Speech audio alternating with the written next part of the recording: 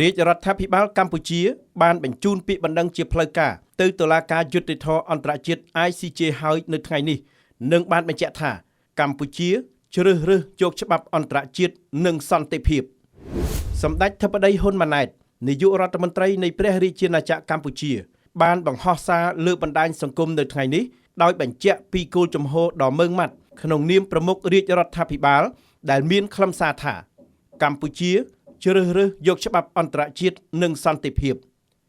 ថ្ងៃនេះទី15ខែមិថុនាឆ្នាំ2025រាជរដ្ឋាភិបាលកម្ពុជាបានបញ្ជូនលិខិតជាផ្លូវការទៅកាន់តុលាការយុត្តិធម៌អន្តរជាតិ ICJ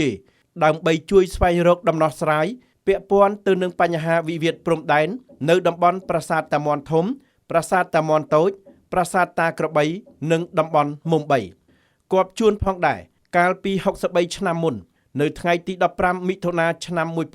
1962គឺជាថ្ងៃប្រវត្តិសាស្ត្រដែលតុលាការយុត្តិធម៌អន្តរជាតិ ICJ បានសម្រេចឲ្យកម្ពុជាឈ្នះលើរឿងក្តីប្រាសាទព្រះវិហារទោះបីជាព្រឹត្តិការណ៍ទាំងពីរនេះកើតឡើង63ឆ្នាំខុសពីគ្នាក៏ពិតមែនប៉ុន្តែស្មារតីនិងគោលបំណងគឺដូចគ្នាគឺកម្ពុជាជ្រើសរើសយកដំណោះស្រាយដោយសន្តិវិធីផ្អែកលើច្បាប់អន្តរជាតិតាមរយៈយន្តការតុលាការយុត្តិធម៌អន្តរជាតិ ICJ សម្រាប់ការដោះស្រាយបញ្ហាព្រំដែននៅតំបន់ដែលមានលក្ខណៈស្មុគស្មាញខ្លាំង